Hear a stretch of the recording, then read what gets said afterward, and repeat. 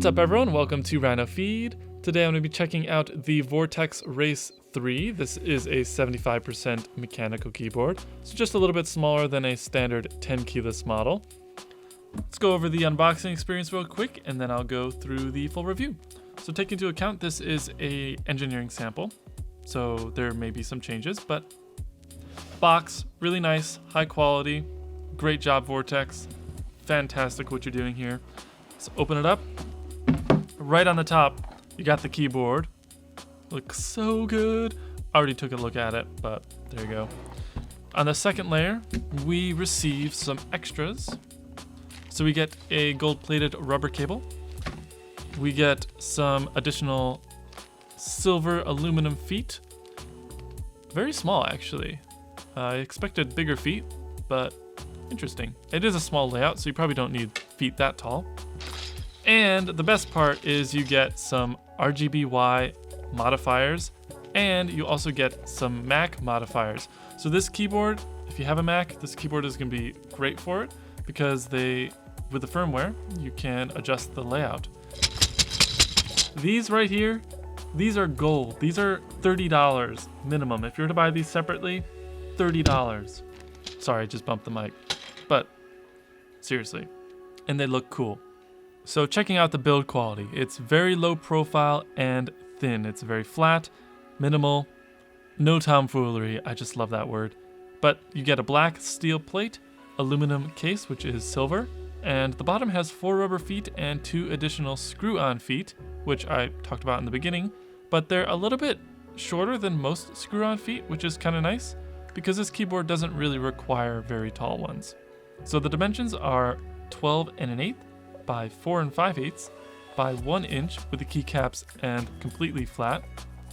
The screw-on feet add about 1/4 inch. It weighs almost 27 ounces, and the build quality, I can't stress this enough, excellent. The layout is a 75%, which there's nothing too awkward about this layout except the top row, which I know a lot of people in the community have been complaining about because the escape key is 1.5 U key size, and the delete key is also a 1.5 U key size. So it's going to be very difficult, if not impossible, to replace the keycaps. Although, I would argue that you don't need to change them because they're basically perfect keycaps. There are other 75% keyboards that have a top row that does not have 1.5 U key sizes. That probably would have been a better option. I think it would have opened more customizability to the keyboard that a lot of people would have enjoyed. I do think the staggered look does look better than keyboards that have the top row all uniform, but honestly, it's really preference. In the bottom right corner, they have fixed a few issues from the Race 2. Now the arrow keys are standard 1U key sizes, and the shift key is a bit bigger, which is a lot better. I really like the changes they made in the bottom right corner. Much cleaner and a lot better for key customizability. This layout offers all of the functionality of a 10 keyless model with no additional layers necessary. And it's about 2 inches less wide, so if you're really stressed about desk space but you need those additional keys, maybe 75% is for you. The keycaps, they're kind of a floating key design, so the case does not go any higher than the switch, and they are die-sub PVT DSA keycaps. Personally, I think they're the best keycaps you're going to find on a keyboard straight out of the box. They have a very flat profile, and the keys are not contoured like a traditional OEM keycap. A lot of people like it. I would include myself in that.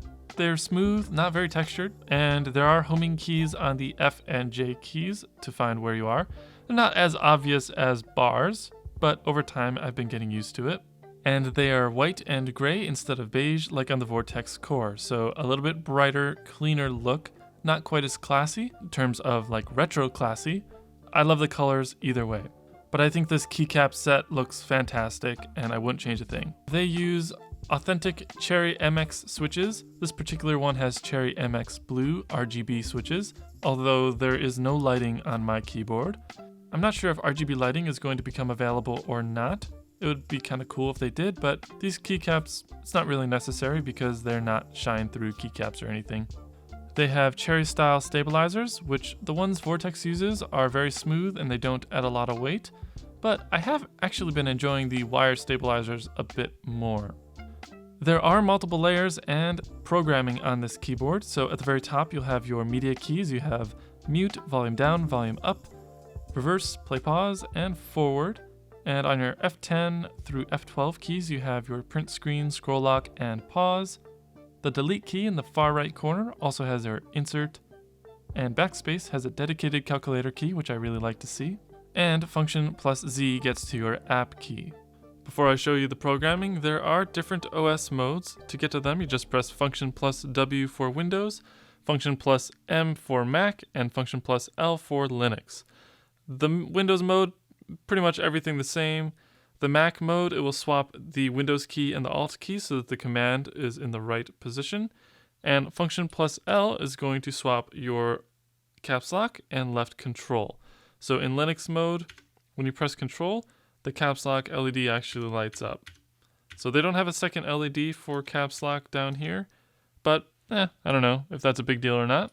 Just thought I'd point it out. Programming, very simple, exactly like the Poker 3. So you can check out that manual if you'd like, but I'll show you here. All you have to do is select your layer. The default layer is not programmable.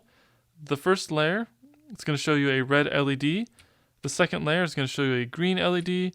And the third layer is going to show you a blue LED. You can switch to them by pressing function plus right shift. And to program, you press function plus control. A white LED is going to show up on the right of the space bar. You press the key that you'd like to program, and then you type your program. There's up to 32 characters, and everything is saved on board. When you're done typing what you want, you press PN. And you can continue your programming by pressing another key and press PN again. And to exit programming, you press function plus right control. The LED is going to turn off, and then if you have Notepad open or something like that, this is all going to work. Now if you programmed a lot of keys and you want to reset the entire layer, all you have to do is press function plus R. Hold that down for about 5 seconds. You're going to see the left white LED blink. Once that stops blinking, everything is all reset. If you want to reset all the layers, in fact, the entire keyboard back to its default setting, hold down the left and right Alt keys for another 5 seconds. You'll see the white LED blinking, and you're all good to go.